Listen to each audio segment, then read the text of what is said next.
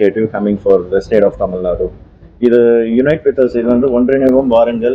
இதில் வந்து நம்ம இந்த இனிஷியேட்டிவ் நம்ம என்ன ஏன் எடுக்கிறோம்னு பார்த்தீங்கன்னா, நம்ம தமிழ்நாடு தான் இப்போ செகண்ட் பிளேஸில் இருக்குது. ஏன்னா அந்தளவுக்கு இங்கே ஸ்க்ரீனிங் பண்ணதுக்கப்புறம் தான் நம்மளுக்கு தெரியுது, நம்ம தான் இந்தியாவிலே செகண்ட் ஸ்டேட்டாக இருக்கும் அந்த சர்வே கேன்சர். இந்த கேன்சர் வந்து கண்டிப்பாக நம்மளால் முன்னெச்சரிக்கையாக ப்ரிவென்ட் நம்மளால் பண்ண முடியும். அப்போ நம்ம பண்ணணும்னு சொன்னால் நம்ம கண்டிப்பாக ஸ்க்ரீனிங் டெஸ்ட்டை எடுத்து அந்த ஸ்க்ரீனிங்கில் எடுத்து கண்டிப்பாக பீப்புளுக்கு வேக்சினேஷன் பண்ணால் கண்டிப்பாக நம்ம இந்த கேன்சரை ப்ரிவென்ட் பண்ணிடலாம்.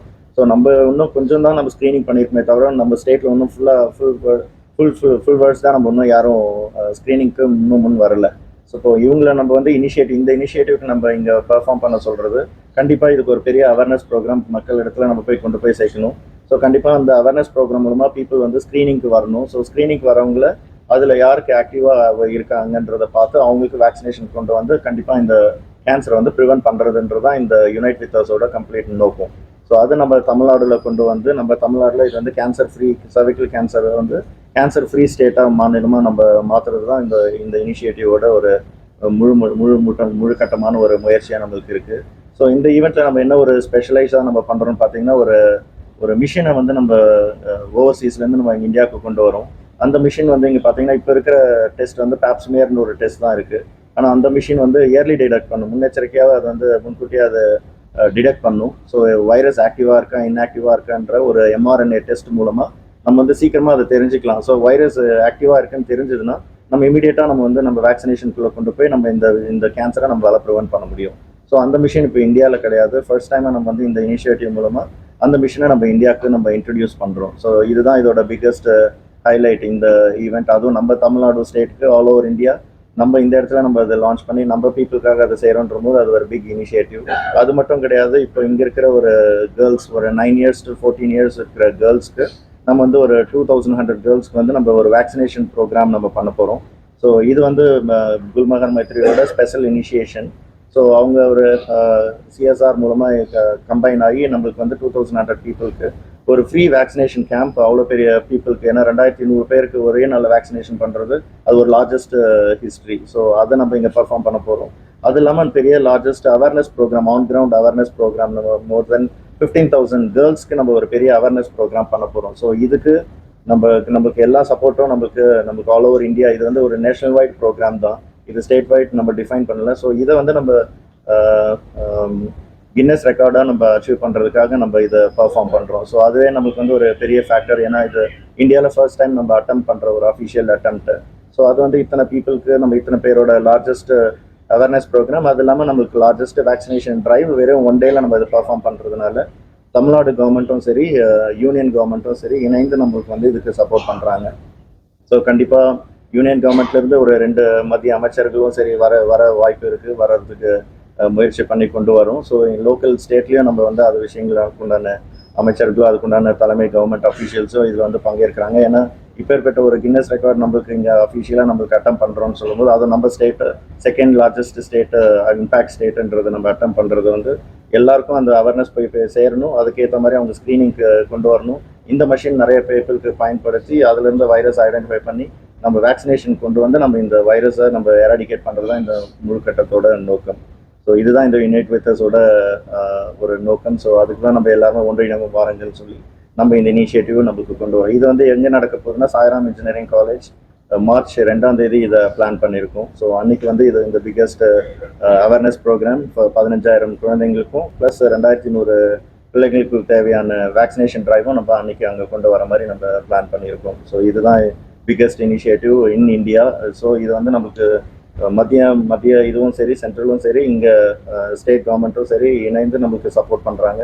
இந்த இனிஷியேட்டிவ் இன்னும் நிறையா விஷயங்களுக்கு நம்ம கொண்டு போய் சேர்த்து நம்ம மாநிலம் வந்து ஜீரோ ஃப்ரீ கேன்சர் மாநிலமாக நம்ம கொண்டு வர்றது தான் நம்ம முழுக்கட்ட ஒரு நோக்கமாக நம்மளுக்கு இருக்குது. அதையும் நமக்கு வந்து பார்த்தீங்கன்னா தமிழ்நாடு, நம்ம இந்தியாவுக்குள்ளேயே பார்த்தீங்கன்னா நம்ம தமிழ்நாடு 2வது இடத்துல இருக்கிறதுலேயே மெயின் 10 நாடுல சைனா ஃபர்ஸ்ட்ல இருக்குது. அவங்களுக்கு வந்து ஒரு மொத்த கேன்சரே 6 லட்சத்துக்கு மேலே ஒரு வருஷத்துக்கு கேன்சர் புற்றுநோய், கர்ப்பப்பை புற்றுநோயை கண்டுபிடிக்கிறாங்க. அதில் பாதி பேர் 2 லட்சத்துக்கும் மேலே அவங்க இறந்து போகிறாங்க. சைனாவில் வந்து 1,50,000 மேலே கண்டுபிடிக்கிறாங்க. ஆனால் அவங்க இறக்குற விகிதம் வந்து ஒரு 50,000 60 தான். ஆனால் நம்ம இதில் கண்டுபிடிக்கிறது வந்து 1,27,000 மேலே. ஆனால் நம்ம இதில் இறந்து போகிறவங்களோட விகிதம் வந்து 78,000, 78,000, 79,000. ஸோ இந்த ப்ரப்போர்ஷன் அந்த நம்மளுடைய இதை பார்த்தீங்கன்னா கேஸை விட இறந்து போகிறவங்க எந்த கண்ட்ரியில் ஜாஸ்தி இருக்காங்கன்னா அது நம்ம இந்தியாவில் தான் இருக்காங்க. சைனா நம்பர் 1 டிசீஸ் நிறையா இருந்தாலும் அங்கே இறப்பு விகிதம் குறைச்ச. ஏன்னா அவங்க இதில் என்னன்னா நம்ம சொன்ன மாதிரி நோய் நாடி நோய் முதல் நாடிங்கிற மாதிரி நோய் எதனால் வருதுன்னு நம்ம கண்டுபிடிக்கணும். அதுக்கு தகுந்த சிகிச்சைகள் என்ன பண்ணலாங்கிறத கண்டுபிடிக்கணும். அதுக்கு தகுந்த சிகிச்சைகளை பண்ணி அது அவங்களுக்கு ஒத்துக்குதான்னு பார்த்து அதுக்கு தகுந்த பண்ணணும். அதான் நமக்கு சொல்லியிருக்கிறார் வள்ளுவர். அதை நினைச்சு பார்க்கும்போது இப்போ இது ஏன் அவங்களுக்கெல்லாம் குறைச்சி வருதுன்னா அவங்கெல்லாம் ஏர்லி ஸ்டேஜ்லேயே கண்டுபிடிக்கிறாங்க. ஏர்லி ஸ்டேஜ் கண்டுபிடிக்கிறதுக்கு முன்னாடி ஒரு பிசிஷியன் இவர் சொல்லியிருக்காரு, எட்வர்ட் ஒன்று, கேன்சருக்கு வந்து ட்ரீட்மெண்ட்டே ப்ரிவென்ஷன் தான் அப்படின்னு. ப்ரிவென்ஷன் தான்னா தடுக்கிறது தான் அதனுடைய வராமல் பாதுகாப்பது தான் கேன்சரோட மெயின். இது எல்லா கேன்சருக்குமே முடிஞ்ச வரைக்கும் நம்ம பார்க்கலாம். சில இது வந்து ஜெனட்டிக்காக இருக்கிறது கஷ்டம். ஆனால் எந்த ஒரு டிசீஸை வந்து நம்ம வந்து ப்ரிவென்ட் பண்ண முடியுமோ, தடுக்க முடியுமோ தடுப்பூசிகள் போட்டு, அந்த கேன்சரில் இவ்வளோ கேஸ் டெத் ஆகுறது பெரிய விஷயமா இருக்குது.